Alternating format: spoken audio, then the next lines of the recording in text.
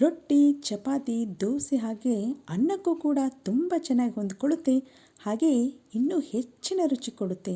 ಅಂತಹ ಒಂದು ಕರ್ರಿ ರೆಸಿಪಿನ ನಾನಿವತ್ತು ನಿಮ್ಮೊಂದಿಗೆ ಶೇರ್ ಮಾಡ್ಕೋತಾ ಇದ್ದೀನಿ. ಅದೇ ಟೊಮ್ಯಾಟೊ ಕರ್ರಿ.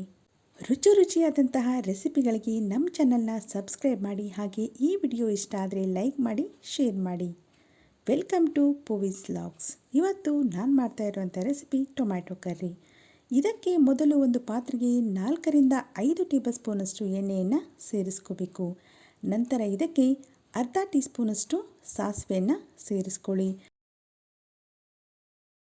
ಸಾಸಿವೆ ಸಿಡಿದ ಮೇಲೆ ಇದಕ್ಕೆ 1 ಟೇಬಲ್ ಸ್ಪೂನಷ್ಟು ಉದ್ದಿನಬೇಳೆ ಹಾಗೆ 1 ಟೇಬಲ್ ಸ್ಪೂನಷ್ಟು ಕಡಲೆಬೇಳೆಯನ್ನು ಸೇರಿಸ್ಕೋಬೇಕು. ನಂತರ 1 ಗಡ್ಡೆ ಬೆಳ್ಳುಳ್ಳಿಯನ್ನು ಈ ರೀತಿಯಾಗಿ ಚಿಕ್ಕದಾಗಿ ಕತ್ತರಿಸಿ ಸೇರಿಸ್ಕೊಳ್ಳಿ. ನೀವಿಲ್ಲಿ ಬೇಕಾದರೆ ಜಜ್ಜಿನೂ ಕೂಡ ಸೇರಿಸ್ಕೋಬೋದು. ನಂತರ ಇವೆಲ್ಲವನ್ನು ಎಣ್ಣೆಯಲ್ಲಿ ಚೆನ್ನಾಗಿ ಫ್ರೈ ಮಾಡ್ಕೋಬೇಕಾಗುತ್ತೆ. ಎಲ್ಲದರ ಬಣ್ಣ ಗೋಲ್ಡನ್ ಬ್ರೌನ್ ಕಲರ್ ಬರೋವರೆಗೂ ಚೆನ್ನಾಗಿ ಫ್ರೈ ಮಾಡ್ಕೊಳ್ಳಿ. ನಂತರ ಇದಕ್ಕೆ 3 ಹಸಿ ಮೆಣಸಿನಕಾಯಿನ ಈ ರೀತಿಯಾಗಿ ಉದ್ದುದ್ದಾಗಿ ಕತ್ತರಿಸಿ ಹಾಕ್ಕೊಳ್ಳಿ. ನಂತರ ಇದಕ್ಕೆ 1 ದೊಡ್ಡ ಈರುಳ್ಳಿಯನ್ನು ಈ ರೀತಿಯಾಗಿ ಉದ್ದವಾಗಿ ಕತ್ತರಿಸಿ ಸೇರಿಸ್ಕೋಬೇಕು. ನೀವಿಲ್ಲಿ ಬೇಕಾದರೆ ಚಿಕ್ಕದಾಗಿ ಕತ್ತರಿಸಿನೂ ಕೂಡ ಸೇರಿಸ್ಕೋಬಹುದು. ನಂತರ ಇದಕ್ಕೆ ಸ್ವಲ್ಪ ಕರಿಬೇವಿನ ಎಲೆಯನ್ನು ಸೇರಿಸ್ಕೊಂಡು ಎಣ್ಣೆಯಲ್ಲಿ ಚೆನ್ನಾಗಿ ಫ್ರೈ ಮಾಡ್ಕೊಳ್ಳಿ. ಈರುಳ್ಳಿಯ ಬಣ್ಣ ತುಂಬ ಬದಲಾಗೋದೇನು ಬೇಡ, ಇದು ಸ್ವಲ್ಪ ಟ್ರಾನ್ಸ್ಪರೆಂಟ್ ಆದರೆ ಸಾಕಾಗುತ್ತೆ. ಅಲ್ಲಿವರೆಗೂ ಇದನ್ನು ಎಣ್ಣೆಯಲ್ಲಿ 1 ರಿಂದ 2 ನಿಮಿಷ ಚೆನ್ನಾಗಿ ಈ ರೀತಿಯಾಗಿ ಫ್ರೈ ಮಾಡ್ಕೋಬೇಕು. ನಂತರ ಇದಕ್ಕೆ 3 ದೊಡ್ಡ ಟೊಮ್ಯಾಟೊವನ್ನು ಈ ರೀತಿಯಾಗಿ ಉದ್ದುದ್ದಾಗಿ ಕತ್ತರಿಸಿ ಸೇರಿಸ್ಕೊಳ್ಳಿ. ನೀವಿಲ್ಲಿ ಚಿಕ್ಕದಾಗಿಯೂ ಕೂಡ ಕತ್ತರಿಸಿ ಸೇರಿಸ್ಕೋಬಹುದು. ನಂತರ ಇದಕ್ಕೆ ರುಚಿಗೆ ತಕ್ಕಷ್ಟು ಉಪ್ಪನ್ನು ಸೇರಿಸ್ಕೊಂಡು ಇನ್ನೊಂದು ಸಲ ಇದನ್ನು ಚೆನ್ನಾಗಿ ಕೈಯಾಡಿಸ್ಕೊಳ್ಳಿ. ಉಪ್ಪು ಎಲ್ಲದಕ್ಕೂ ಚೆನ್ನಾಗಿ ಹೊಂದಿಕೊಳ್ಳುವವರೆಗೂ ಈ ರೀತಿಯಾಗಿ ಎಣ್ಣೆಯಲ್ಲಿ ಇದನ್ನು ಚೆನ್ನಾಗಿ ಕೈಯಾಡಿಸ್ಕೋಬೇಕಾಗುತ್ತೆ. ಈ ರೀತಿಯಾಗಿ ಉಪ್ಪನ್ನು ಹಾಕೋದ್ರಿಂದ ಟೊಮ್ಯಾಟೊ ಬೇಗನೆ ಬೆಂದುಬಿಡುತ್ತೆ. ನಂತರ ಇದಕ್ಕೆ ಒಂದು ಮುಚ್ಚಳವನ್ನು ಮುಚ್ಚಿ ಸರಿಸುಮಾರು 2 ರಿಂದ 3 ನಿಮಿಷ ಇದನ್ನು ಚೆನ್ನಾಗಿ ಬೇಯಿಸ್ಕೋಬೇಕಾಗತ್ತೆ. ಉಪ್ಪನ್ನು ಹಾಕಿರೋದ್ರಿಂದ ಇದು ತುಂಬ ಸಮಯ ತಗೊಳ್ಳೋದಿಲ್ಲ, ಬೇಗನೆ ಬೆಂದುಬಿಡುತ್ತೆ. ನೀವಿಲ್ಲಿ ನೋಡ್ತಾ ಇರ್ಬೋದು, ಇವಾಗ ಟೊಮ್ಯಾಟೊ ಎಲ್ಲ ಚೆನ್ನಾಗಿ ಬೆಂದಾಗಿದೆ. ಮತ್ತೆ ಇದನ್ನು ಮ್ಯಾಶ್ ಮಾಡುವ ಅಗತ್ಯ ಇಲ್ಲ, ಅಷ್ಟೊಂದು ಚೆನ್ನಾಗಿ ಇದು ಬೆಂದಿದೆ. ಈ ರೀತಿಯಾಗಿ ಟೊಮ್ಯಾಟೊವನ್ನು ತುಂಬ ಚೆನ್ನಾಗಿ ಬೇಯಿಸ್ಕೋಬೇಕು. ಅಂದಾಗ ಈ ಟೊಮ್ಯಾಟೊ ಕರಿಯ ರುಚಿ ತುಂಬ ಚೆನ್ನಾಗಿ ಬರುತ್ತೆ.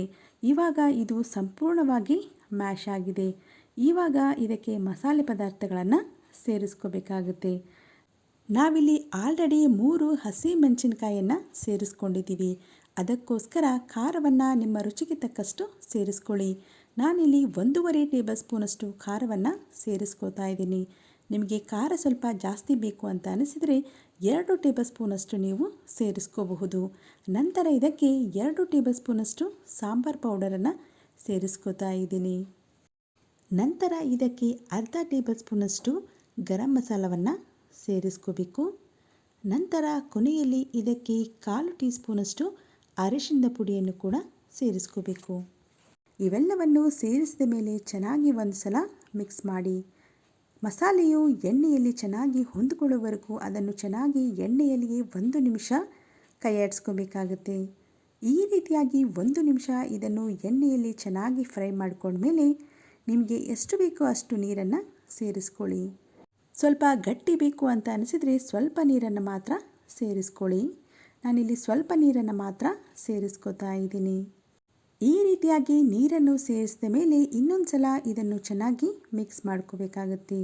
ಚೆನ್ನಾಗಿ ಮಿಕ್ಸ್ ಮಾಡಿ ನಂತರ ಇದಕ್ಕೆ ಒಂದು ಮುಚ್ಚಳವನ್ನು ಮುಚ್ಚಿ 2 ರಿಂದ 3 ನಿಮಿಷ ಮತ್ತೆ ಇದನ್ನು ಚೆನ್ನಾಗಿ ಬೇಯೋದಕ್ಕೆ ಬಿಡಬೇಕು. ಮಸಾಲೆಯನ್ನು ಹಾಕಿದ ಮೇಲೂ ಇದನ್ನು ಈ ರೀತಿಯಾಗಿ ಚೆನ್ನಾಗಿ ಬೇಯಿಸ್ಕೋಬೇಕು. ನೀವಿಲ್ಲಿ ನೋಡ್ತಾ ಇರ್ಬೋದು, ಇವಾಗ 2 ನಿಮಿಷದ ನಂತರ ಇದು ಚೆನ್ನಾಗಿ ಬೆಂದಾಗಿದೆ. ಹಾಗೆ ಎಣ್ಣೆಯನ್ನು ಕೂಡ ಬಿಟ್ಟಿದೆ. ಈ ರೀತಿಯಾಗಿ ಎಣ್ಣೆಯನ್ನು ಬಿಟ್ಟರೆ ಅದು ಸಂಪೂರ್ಣವಾಗಿ ಬೆಂದಿದೆ ಅಂತಾನೆ ಅರ್ಥ. ಇನ್ನೊಂದು ಸಲ ಈ ರೀತಿಯಾಗಿ ಇದನ್ನು ಚೆನ್ನಾಗಿ ಕೈಯಾಡಿಸ್ಕೊಳ್ಳಿ. ಇಲ್ಲಿ ನೀವು ನೀರನ್ನು ಸೇರಿಸಿ ಹದವನ್ನು ಅಡ್ಜಸ್ಟ್ ಮಾಡ್ಕೊಂಡ್ಮೇಲೆ ಕೊನೆಯಲ್ಲಿ ಒಂದು ಸಲ ಉಪ್ಪನ್ನು ಚೆಕ್ ಮಾಡ್ಕೊಳ್ಳಿ. ತುಂಬ ನೀರನ್ನು ಸೇರಿಸಿದ ಮೇಲೆ ಉಪ್ಪು ಸ್ವಲ್ಪ ಕಡಿಮೆ ಅಂತ ಅನಿಸಿದರೆ ನೀವು ಇನ್ನೂ ಸ್ವಲ್ಪ ಉಪ್ಪನ್ನು ಸೇರಿಸ್ಕೋಬಹುದು. ನಂತರ ಇದಕ್ಕೆ ಕೊನೆಯಲ್ಲಿ ಕೊತ್ತಂಬರಿ ಸೊಪ್ಪನ್ನು ಸೇರಿಸ್ಕೋತಾ ಇದ್ದೀನಿ. ಸ್ವಲ್ಪ ಜಾಸ್ತಿನೇ ಕೊತ್ತಂಬರಿ ಸೊಪ್ಪನ್ನು ಸೇರಿಸುವುದರಿಂದ ಇದರ ರುಚಿ ಮತ್ತು ಘಮ ಇನ್ನೂ ಚೆನ್ನಾಗಿ ಬರುತ್ತೆ. ಕೊತ್ತಂಬರಿ ಸೊಪ್ಪನ್ನು ಹಾಕಿದ ಮೇಲೆ ಇನ್ನೊಂದು ಸಲ ಚೆನ್ನಾಗಿ ಮಿಕ್ಸ್ ಮಾಡಿಕೊಂಡ್ರೆ ಆಯಿತು. ರುಚಿಯಾದಂತಹ ಟೊಮ್ಯಾಟೊ ಕರ್ರಿ ರೆಡಿ.